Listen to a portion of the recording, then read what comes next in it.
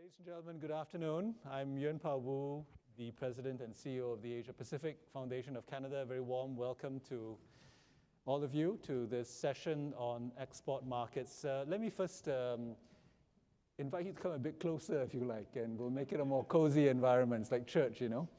But also those of you, if you require interpretation, 如果需要什么翻译的话, please get your devices downstairs so that you can listen to the interpretation.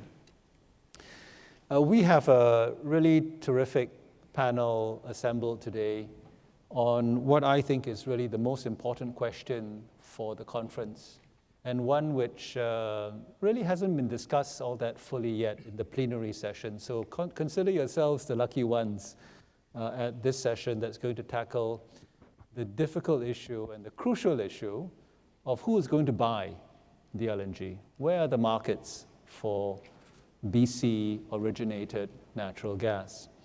And to help us answer that question, we have four very highly qualified individuals. I will introduce them only very briefly because their bios are in your package, and I will also invite them to say a bit about their companies, but I invite you to look at their more detailed backgrounds in your programs. To my immediate right is Mr. Osamu Watanabe. He's President and Chief Executive Officer of Japan Petroleum Exploration Company Limited. To his right, Mr. Ratnesh Bedi, President of Pacific Oil and Gas. And then Mr. Hiroki Haba, Vice President of Shale Gas Business Development for Mitsubishi Corporation. And Mr. Brian Tufts, at the other end of our panel, Executive Vice President for Exploration and New Ventures at Sinopec, Canada. So, ladies and gentlemen, this, if I could have the first slide, this panel is about export markets and the prospects for selling LNG to key Asian markets. The focus for this session, because of the composition of our panel, will be Northeast Asia, principally Japan and China. Korea, of course, is an important market as well, and some of my panelists may be able to say a little bit about Korea, but we won't have as much emphasis only because of who we have with us. But I wanted to start by setting the context for our discussion with this first slide that you see on the screen, which shows the per capita consumption of natural gas in the energy mix of different countries. And what you see there, of course, is that natural gas is not at all widely used in many, many parts of the world, especially in Asia. And that immediately, of course, raises the possibility of growing markets, and particularly growing markets for natural gas from British Columbia. The second slide I want to show is the direction of trade that currently takes place in natural gas. This is the movement of natural gas that is traded around the world, and the arrows indicate the direction of trade. I think the width or the thickness of the arrow shows the amount of trade that takes place, and you see lots of arrows going in all kinds of directions, but you will notice, I think, one very significant omission or one significant gap in that map, which is that there are no arrows. There are no arrows across the Pacific, either from Asia to North America or from North America to Asia. Now, this map is drawn in the traditional way with Europe in the middle. If we were to draw the map with the Pacific in the middle, you would see a big hole there where there are no arrows going across. And of course, this session is all about whether we can get arrows to originate from North America, particularly from Canada, into Asia. The way we will conduct this panel is I will, first of all, invite the panelists to make some brief opening remarks about their involvement in BC LNG operations, which projects they're involved in, the status of the project very briefly. I will ask them to talk about which markets their projects are intended for, and to say a little bit about the energy mix in those markets, the prospects for growing natural gas use in those countries. That will form the opening round of discussions. We will then talk about a variety of issues that come out of the initial remarks. Talk about pricing, we'll talk about competition, we'll talk about security of supply, we'll talk about gas trading hubs. And then at towards the end of the session, we'll set aside 15, 20 minutes for Q&A and comments. And I draw your attention to some cards, I think, that are scattered in the room. Please fill them out. I think we have some colleagues here who will collect the cards and pass them to me to address those questions. So let's get right to the panel now, and I want to invite first the president of JAPEX, Mr. Watanabe, to tell us a little bit, Mr. Watanabe, about what is JAPEX's involvement in LNG in British Columbia, where is the gas intended for, and tell us a little bit about the market, the characteristics of the market, the changing energy mix, and what you see are the prospects for natural gas use in Japan. Okay. Please. Okay. Thank you.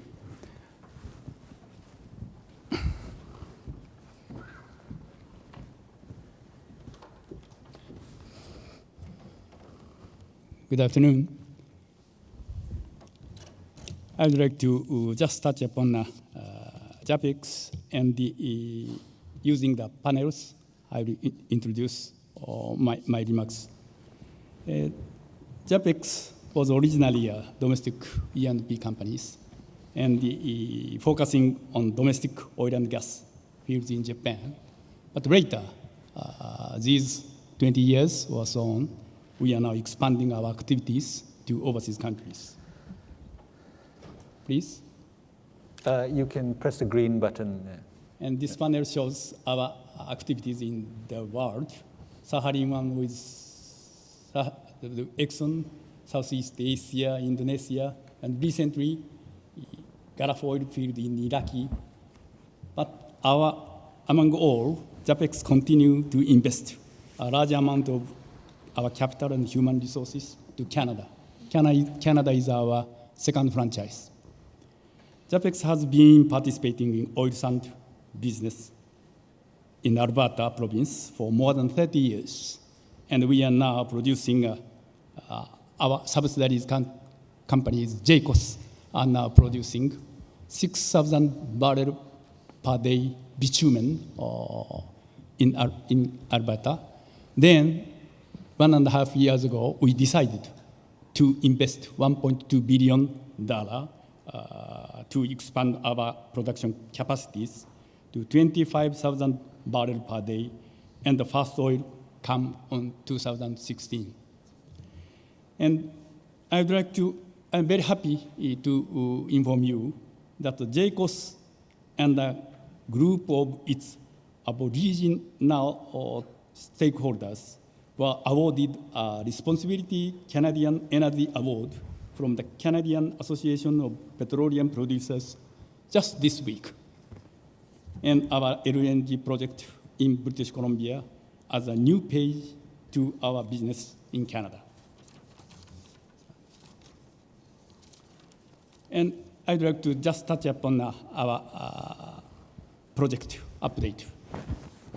Upstream, we are working on shale gas development at North Montney area.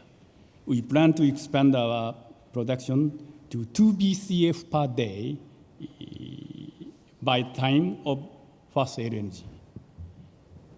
Midstream LNG plant in Prince Rupert is under the FEED processes and will move to its EPC bidding process in the third quarter of this year. And already we took export license, and an environmental impact statement was submitted to both the Canadian Environmental Assessment Agency and British Columbia Environmental Assessment Offices in February this year. And there are many kinds of challenges.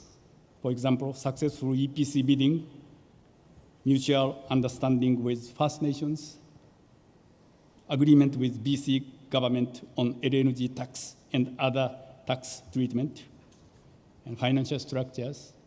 Clean up all these challenges, we pursue our FID by the end of this year. I'd like to next touch upon our energy mix. I think the Tohoku earthquake and the Fukushima accident changed our energy mix dramatically. And all 55 nuclear plants all stopped. And we don't have nuclear power now. And just please look at the, no. Yeah, no, this, yeah, thank you. This shows in 1970, left-hand side, in 1973, our oil share among energy mix, oil and LPG is more than 75%. Therefore, first oil shock, it was serious, so serious in Japan.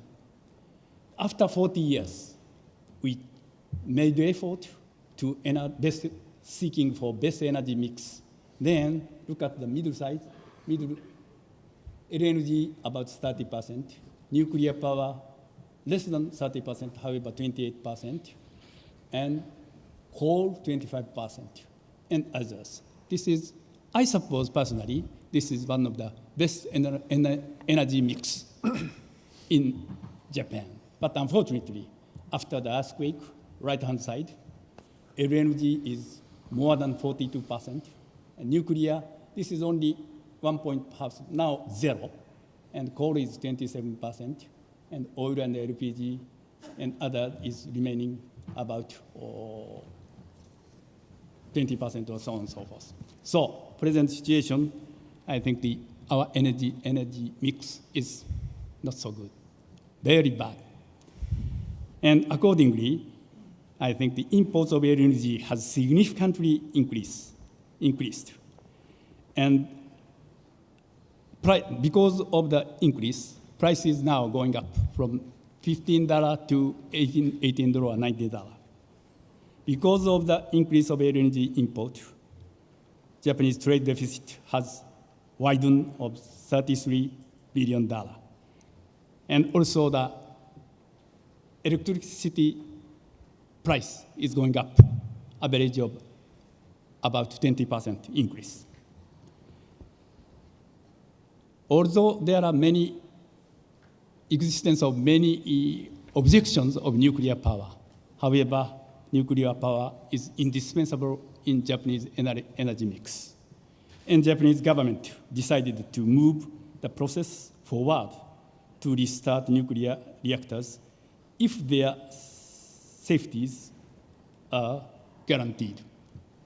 But I think even if some of nuclear reactors are to be restarted, share of the nuclear energy in Japan's energy mix is not likely to return to the level of before Fukushima accident. And coal, of course, use of coal is going up, but it has a very, negative impact for green gas, meaning the warming issues. And also renewable energy is very promising, however, it's a long future, and for the time being, we cannot expect too much.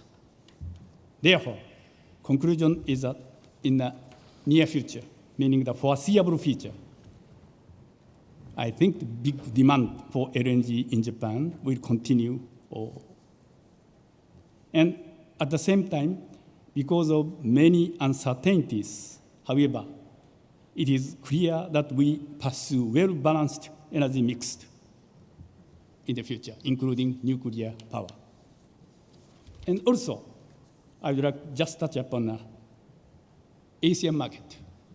Japanese population is going down, reducing, and our total domestic energy consumption will be going down. We're going down. However, I think Japanese companies are now investing to overseas countries, especially in East Asia. And economic integration of East Asia is going dramatically. And I think the East Asian market will be one kind of economic region like North America and European market. Let me see. This is an increase of energies from 2010 to 2035. 1/3 of present to, I think it increased about 1/3 of total energy consumption will increase. Among them, OECD companies only 10%, and remaining 90% is emerging countries' demand, especially China, India, and other Asian countries. These three areas, energy demand will be 2/3 of total increase these coming 20 years. Please. And this is a LNG demand among Asia. I think the 2010 in the world, Asian LNG demand is 60%, and it will increase. 2020, in 2020, Asian Pacific share will be about 70%. Therefore, Canadian BC province decision to export LNGs is right decision and right direction. Then, finally, I'd like to just touch upon a Canadian LNG potentialities. There are many kinds of good news, but at the same time, many kinds of weakness. Both it has.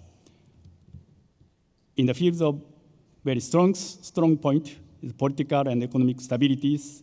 BC governments put high priorities on LNG exports, like this sponsored this conference. Sufficient reserves and low gas prices. Easiness for shipping, duration is shorter, 8 to 9 days, or so on and so forth. But at the same time, initial investment is quite huge compared to other projects. Increase the cost of labors and lack of number of the labor. The difference, especially the First Nation issues, and also possibility of imposition of LNG tax and so on and so forth. Even there are many advantages that BC LNG could enjoy, but still there exists some uncertainty to decide whether BC LNG is a competitive one or not. However, I do believe BC government will implement right policies to get over those uncertainties and make BC LNG more appealing one to the expanding Asian LNG market. Thank you. Thank you. Thank you, Mr. Watanabe. Let me now turn to Ratnesh Bedi, President of Pacific Oil and Gas. Ratnesh, if you would tell us a bit about the project you're involved in and the market that the project is intended to supply. Okay, Wood Fiber LNG project, it's a 2.1 million ton LNG project. It's in Squamish, an hour's drive from Vancouver. The business model we chose is different and unique in the sense that, first of all, we did not come in with any upstream legacy. Means we did not have any upstream asset to monetize, and that did not drive our midstream or LNG plant strategy. In fact, ours is a journey in the opposite direction. As you know, Pacific Oil and Gas is partners with PetroChina in Rudong LNG receiving terminal, which is up and running since 2010. Today, it's 3.5 million ton per annum capacity, and by the end of this year, it would be 6.5 million ton per annum capacity. And Pacific Oil and Gas owns 35% of that receiving terminal. So we are ready in China to receive the LNG that gets exported out of Canadian western borders. And that was the driving factor for us to further up and integrate on the value chain. And that was the strategy behind coming here and putting up a liquefaction plant. Now, because we were looking at a faster track liquefaction plant, which meant that we should look at the existing infrastructure and try to see how to optimize that infrastructure in order to create a niche project. And that's where we looked at the existing pipelines, existing electricity transmission lines, and see what a niche project can be developed out of that. And that's where we are on an existing industrial site, 2.1 million ton capacity. We have publicly announced about 2 weeks back that we would be an electric-driven LNG plant, and that's again first of its kind in North America.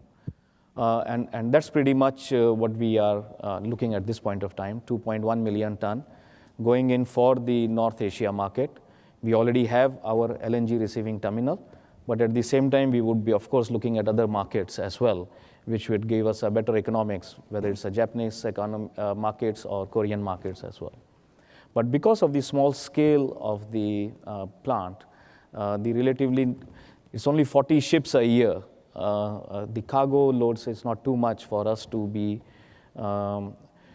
spreading it too thin over various markets. So it's maximum 1-2 markets or customers that we would be looking at in selling our LNG. That's where we are focused on. Thank you, Ranesh. If I could just follow up with you, your project is, in a sense, fully directed at your receiving terminal that's already up and running in Rutong, your partnership with PetroChina. Of course, we heard just last night that PetroChina signed a big deal with Gazprom. We'll get into that question a little bit later. But I want to ask you, what is the state of LNG readiness in China? Are there many regas plants ready to take lots of gas from BC and the US and other parts of the world? In fact, and I can recheck my numbers. When last I remember, about 22 million tons per annum of LNG receiving terminal capacity is ready to receive. There is another 23 million tons under construction. So infrastructure is ahead, I would say, in China. And I think Premier's visit to Rudong receiving terminal was a testimony of that in last November of 2013. So to answer you, yes, infrastructure is ready there. The pipelines are ready there. And great. There China has not traditionally been a major natural gas user, but they're gearing up very aggressively to receive gas both by pipelines as well as by through LNG. Yeah, means all those BC delegates who were there in November saw for themselves the air quality in China. And I think everybody realized how badly China needs to replace its coal firing with gas firing.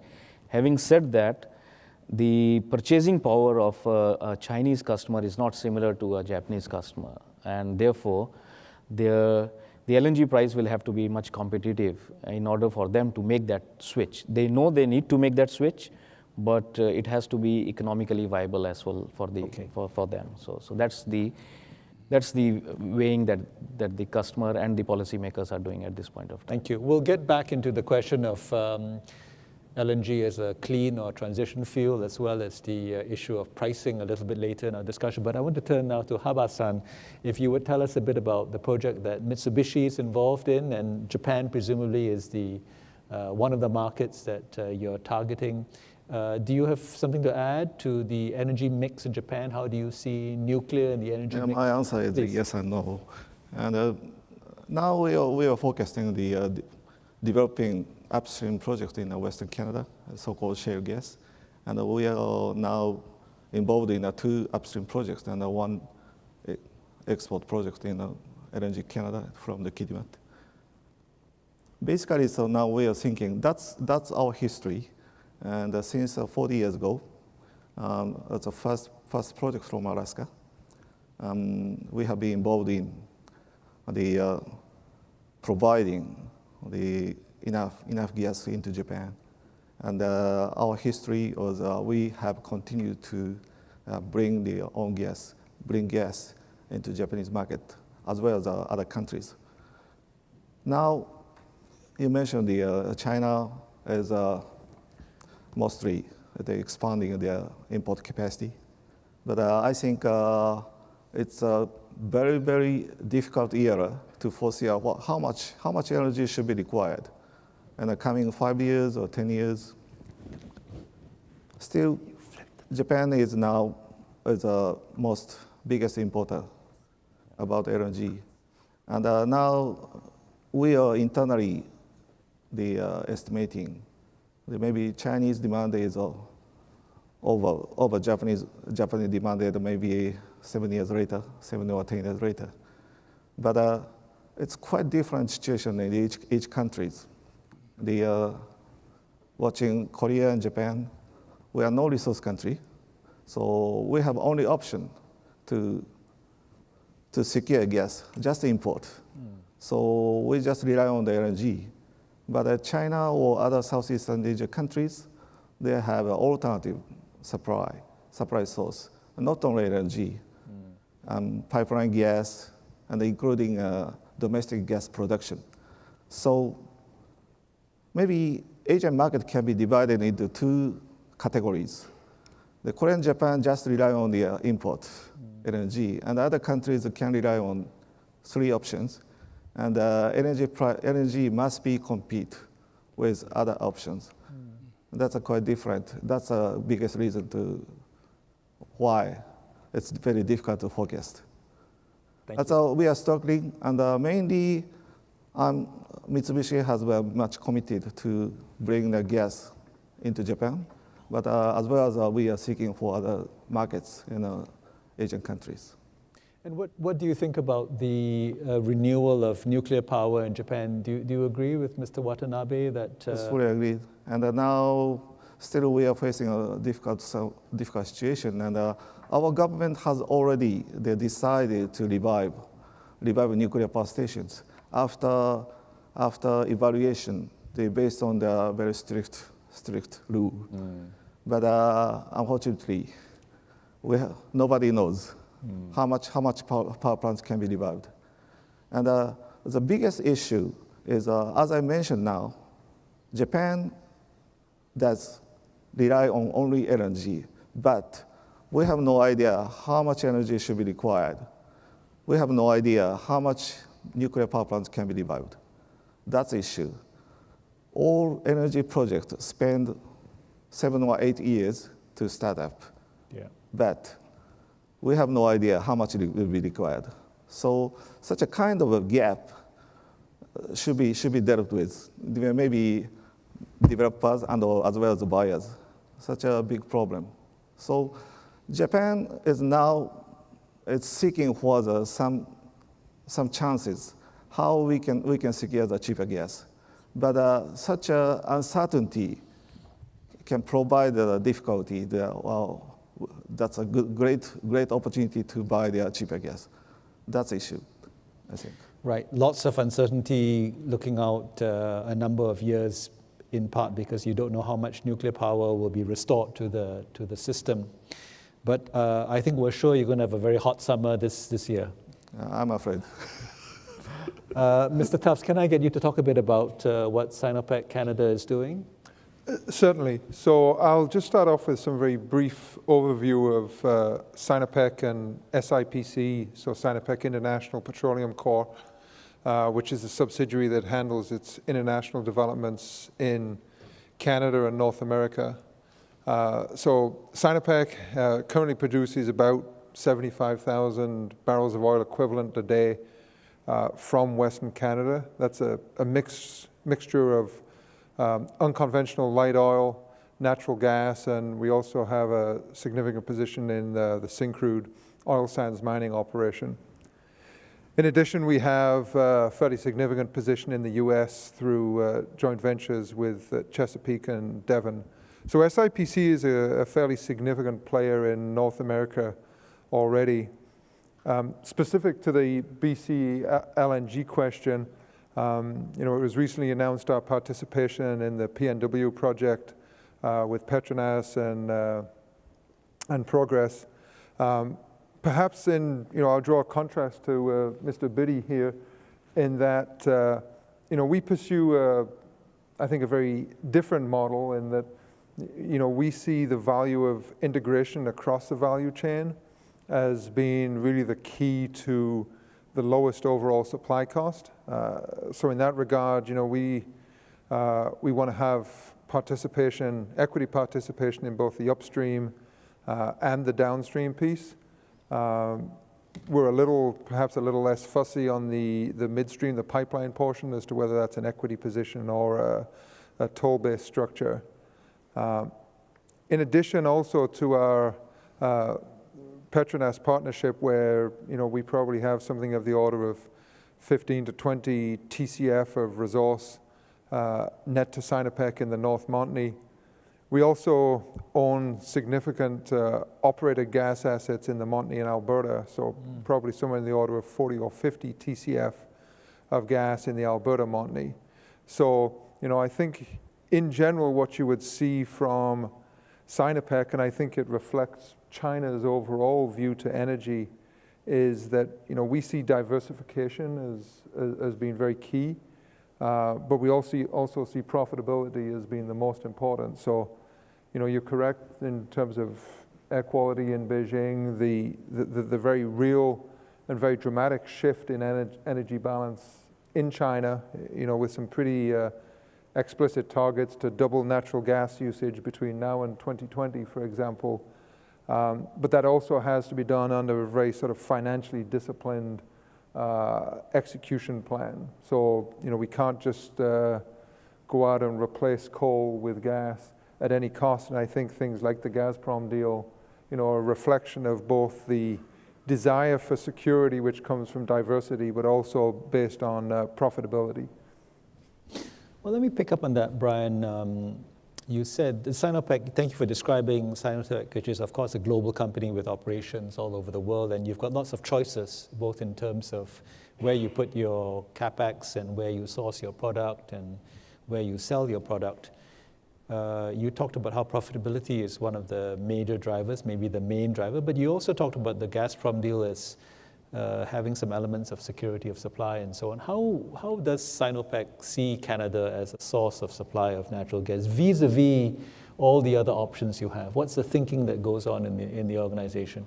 Yeah, that's a very good question. I mean, I think in general, there's I think this whole room would share the view that Canada represents a secure, safe, both operating regime and also fiscal regime, which is not always the case on a global basis. We see Canada, again, alongside everybody in this room, I think, as being resource rich. So lots of natural gas in the ground. However, counterbalancing that, we see it as a relatively expensive place to operate. So, we look at other sources of supply, and there are, areas that look cheaper from a pure supply standpoint, but may contain, higher degrees of political or execution risk compared to Canada. So again, it's all a question of balance in the portfolio. Maybe I can turn the same question to Mr. Watanabe and then to Mr. Haba. I know there is not just one Japanese view of sources of supply, but can you talk about how your organization sees Canada as a source of LNG imports vis-a-vis other potential suppliers? I mean, Japan has its own discussion with the Russians on a pipeline. You've had the discussion for many years as well. Mm-hmm. How do you think about Canada in relation to Russia, in relation to Australia, in relation to Qatar or PNG and so on? Mr. Watanabe? Yeah, I think, yes, as you mentioned, that the Japanese industry, especially my JAPEX, has been discussing the pipeline, especially the pipeline supply from Sakhalin to Japan, more than 10 years. However, most important point is, stable demand. Demand meaning the companies who would like to, commit to the gas through pipeline because of, free competition and so on and so forth. Therefore, this demand, firm demand, we didn't have. Therefore, we didn't decide to establish a pipeline. And at that time, probably, this decision is deeply depends upon nuclear power we have, plant we have. And so that we can, what I say, basic load, we can use the nuclear energies. And plus LNG, we can, what I say, choose the relatively low one. But after the earthquake and present time, nuclear plant is all stops. Then it depends upon, what I say, recovering of nuclear plant. If we cannot recover, I think the base share will be reduced compared with before. However, if it will not recover so fast, I think, what I say, new discussion will occur among the customers because LNG is too high, and then we need not only LNG but also pipeline issues. And so, but still, we have some kinds of discussions with respect to the pipelines. However, customers' opinion, it doesn't decide it. And so now pipeline issues are very noisy about the, what I say, engineering companies or other, what I say, would like to have some work or task. However, point is that demand customers' opinions, and it depends upon how fast and how much nuclear power will recover. This is the point. Thank you. Mr. Haba, let me put the question to you a bit differently.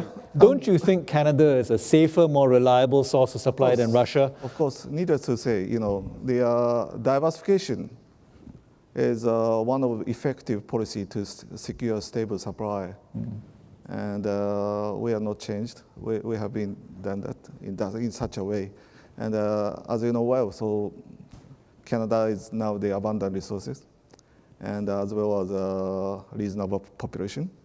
So it's easy for us to forecast Canada can maintain their stable export activity, not only 25 years, but also over 100 years. So, and in addition to that, the location, the west coast of Canada, must be geopolitically meaningful. No special constraints in the transportation. It's a direct, very, very easy to transport. You mean the sea lanes are not conflictual areas, is what you channel, mean, right? No wars and okay. No conflicts. Okay. So especially there are such China, Korea, Japan, such Asian countries, should consider Canada must be one of the core suppliers. So that's so it's quite mysterious why no project in Canada now. We have good reasons why so many companies are rushing to the West Coast. And I think this security and reliability of LNG means everybody's talking about Russia situation today, but people forget domestication of gas by Indonesia that led to the reduction of LNG exports. Force majeure in Egypt that led to reduction of LNG exports. Nationalization of Repsol assets in Argentina. So I think it's a very important factor in any buyer's portfolio to have this diversification and reliability, both fiscal regime and country stabilization, its natural resource availability, population size, etc. So definitely there is a premium to it, but how much is a give and take between the buyer and seller. Well, let me push you on that, Ratnesh. What do you think will be the impact of the Gazprom PetroChina deal? I mean, for those of you who haven't been following, they closed the deal. Apparently, they closed the deal, 38 billion cubic meters a year, up to 38 billion. Which is equivalent to 27.7 million ton of LNG. That's a lot. Per annum. It's a lot. Ratnesh, how will that change the market dynamics, and how will that affect BC's aspirations to become an LNG exporter? Yes, it has been signed last night, but I think all industry players knew that it would be signed. Whether it is signed in this visit of President Putin in China or the next visits, but it is something that every demand-supply graphs had taken into account. into their calculations. So from that perspective, it's not a surprise that would disturb the demand-supply equations. But otherwise, yes, it has a negative impact. With Russia looking more towards Asia as it gets alienated from Europe, I think they are now under pressure to close more and more deals, and China is in a unique position of getting benefit out of it, and that has an impact on Canadian exports. And if I can expand a bit more on this one, means oil you produce first, then you sell. LNG, you sell first before you produce.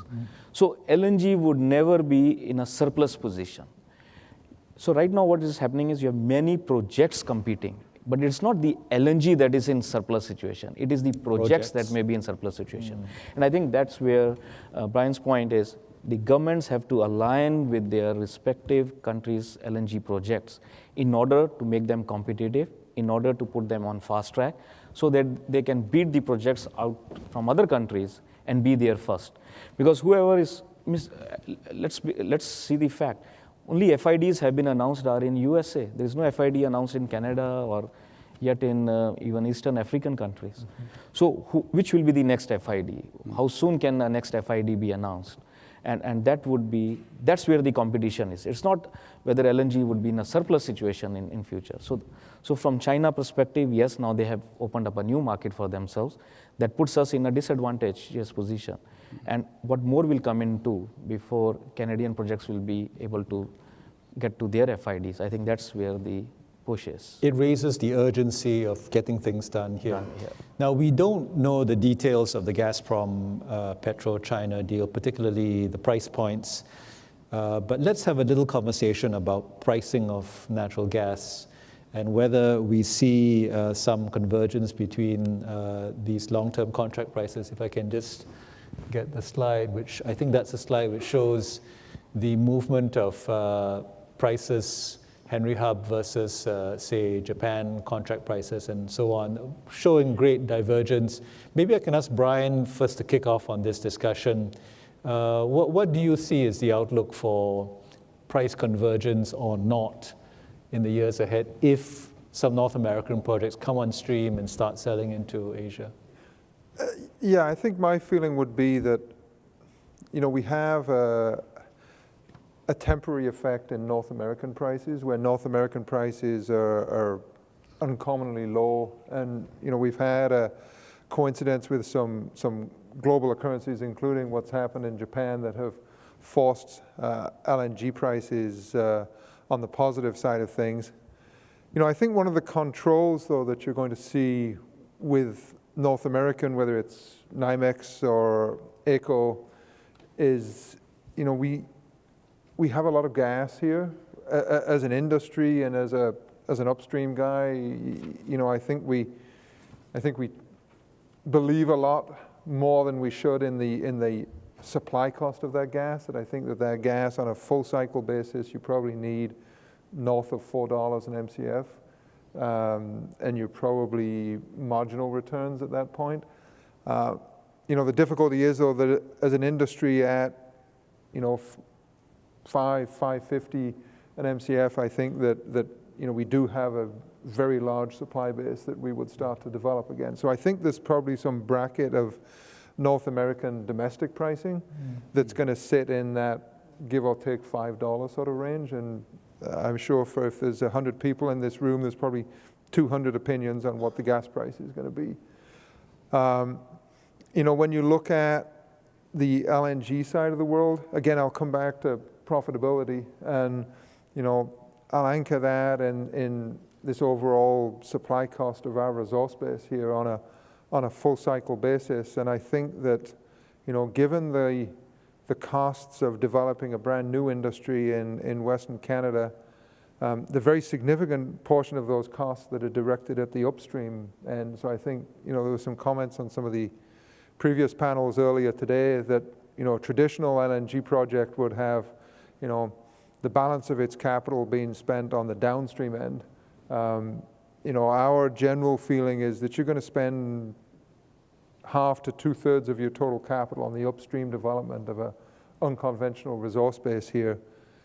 So the supply cost of that resource base becomes very important in the overall economics of the project. And, I think that at the moment we would view that there's a reasonably small margin in if we take something around about 14 or 15 bucks a MMBTU as some sort of reasonable price, that the margin in there is not more than a few dollars at the moment.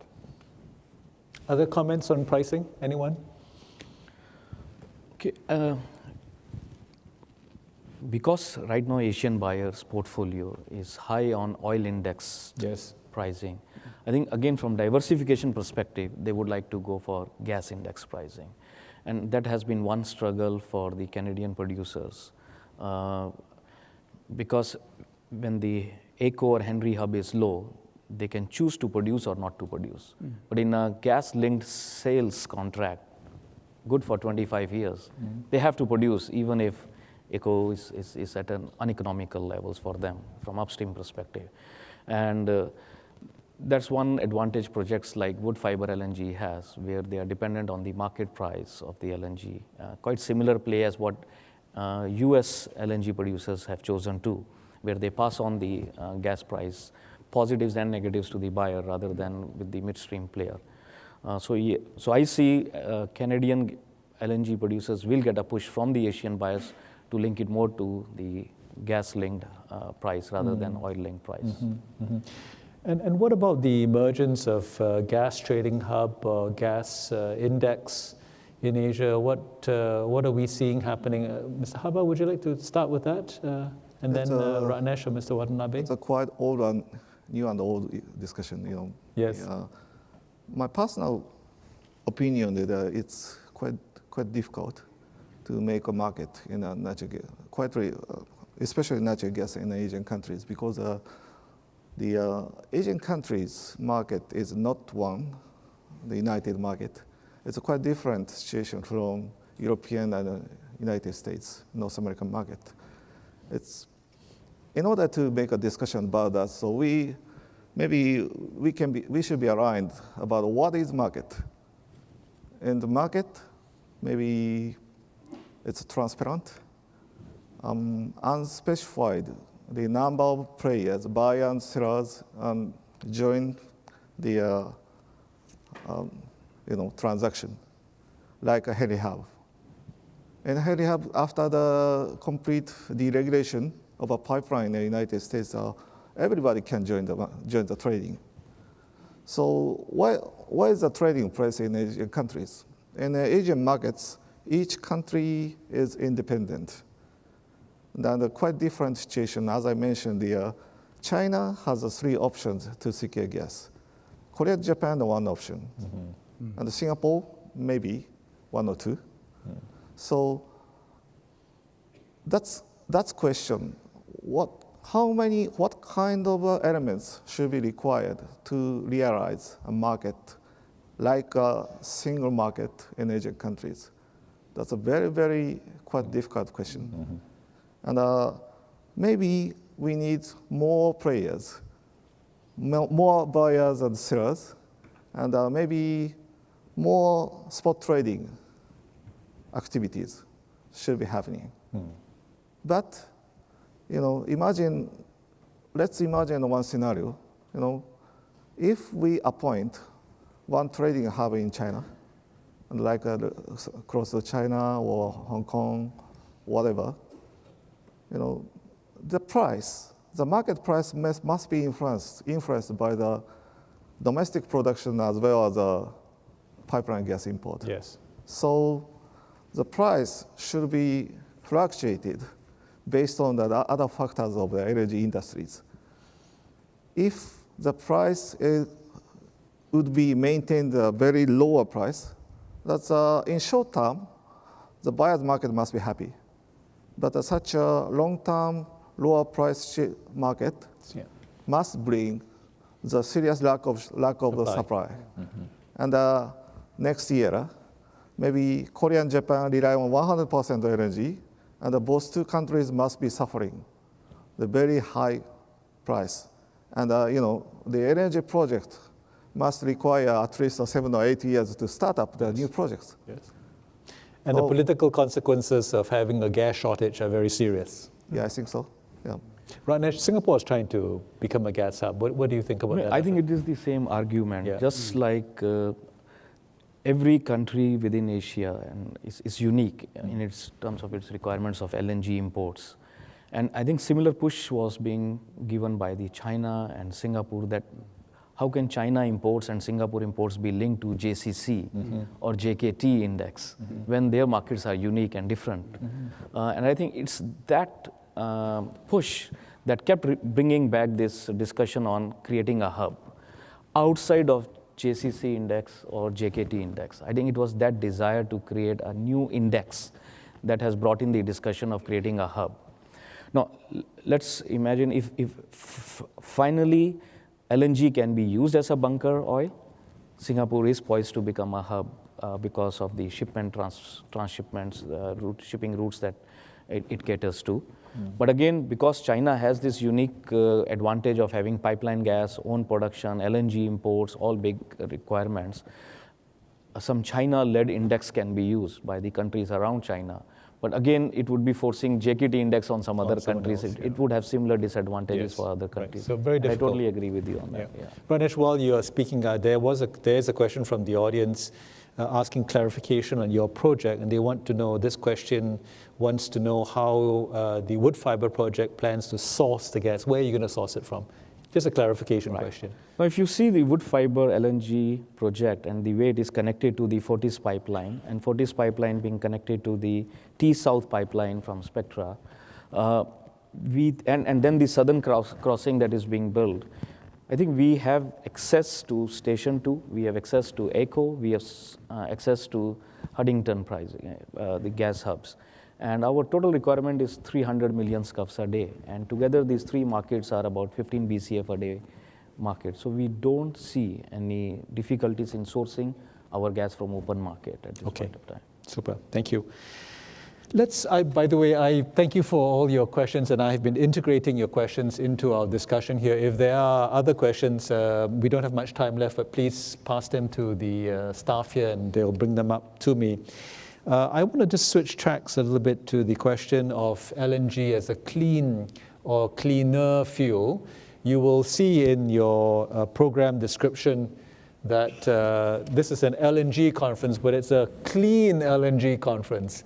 And that, of course, raises the question of how clean is LNG? Is it, in fact, a transition fuel to renewables or some other less dirty fossil fuel?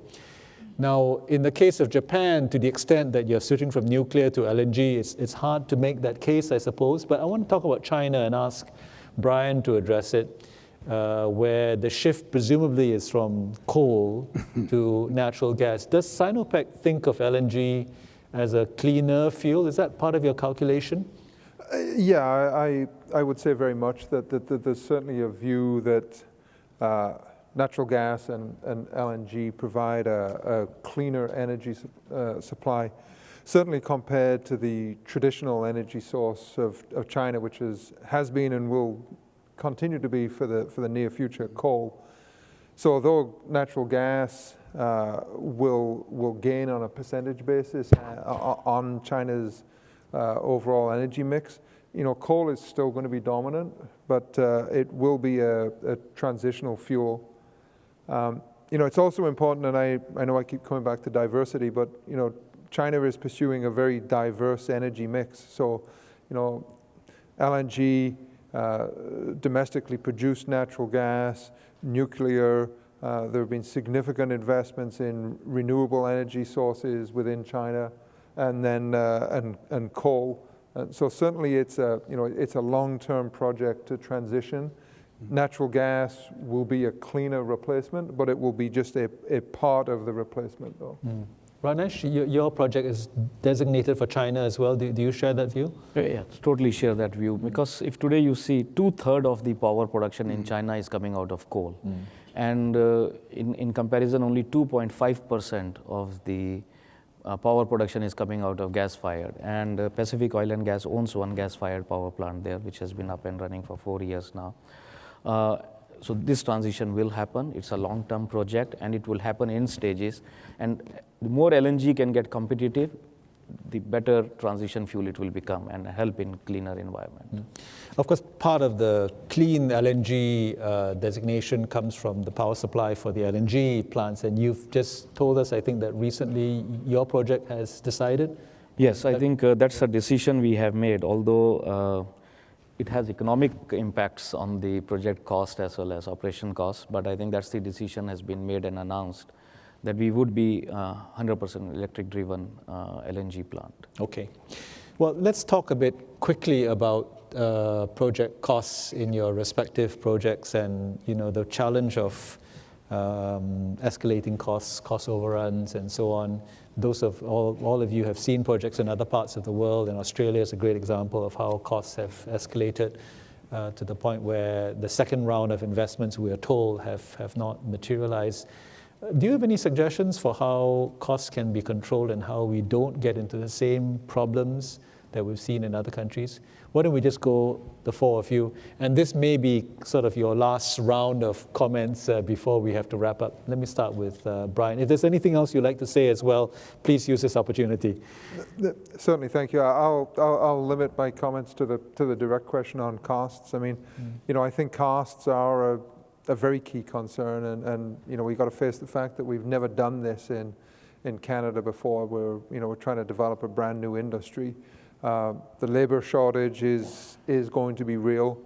You know, I'd like to think as an industry that we've learned some very key lessons from recent developments, probably, you know, most pertinently from Australia.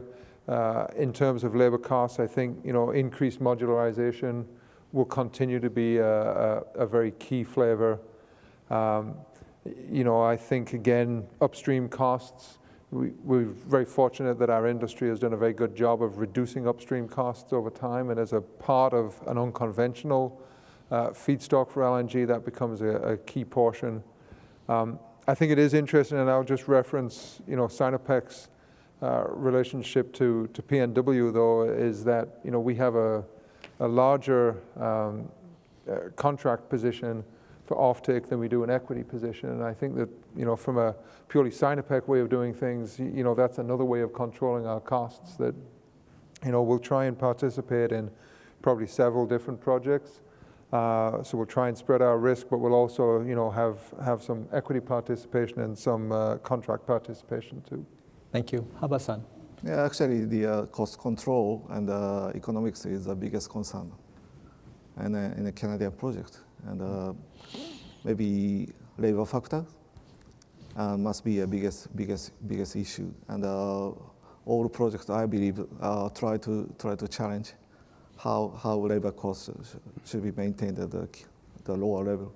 Mm-hmm. And also the current situation is, I say, the worst situation to keep cost control, because many projects is rushing in the West Coast Canada and the same timing. So the many projects might be concentrating on the construction at the same timing. And so procurement, all issues, it must be hiking, and we are facing a big risk. About the cost overrun. So maybe idealistically, each 2 years, the different projects they just start. So Ratnesh, you may be the first off the ground. Are you going to be the lucky one to get all the cheap, Hope so. the cheap inputs? In fact, I would take a slight different perspective to it. People have talked about labor costs, and modularization is the way to go. To us, one big concern is the pipeline cost, and I know I have my friends from Fortis sitting in the room as well. Because when we compete with the American projects, US projects, their cost of pipeline is south of 15 cents per MMBTU. And without divulging too many things on the numbers, ours is north of $1 per MMBTU. So other than the pressures from many projects at the same time, labor costs, etc., one given fact, you straight away have a disadvantage of at least 85 cents per MMBTU on a project when you're competing in the same market as the American projects up there. And that's something that also needs attention and from the government side. As to why is that? Yeah, why is that? The reason is because here you are not given the advantage of bringing in that additional investment and additional volume that you create. the whole cost is divided amongst the whole volume that is produced out of a new pipeline optimized structure and divided amongst all. And I think that is a disadvantage for any new investment to come to create that additional volume on the existing infrastructure. So that's our one big concern when it comes to cents and dollars in terms of our costs. This is a midstream cost issue that isn't often brought up, isn't it? Thank you, Ratnesh.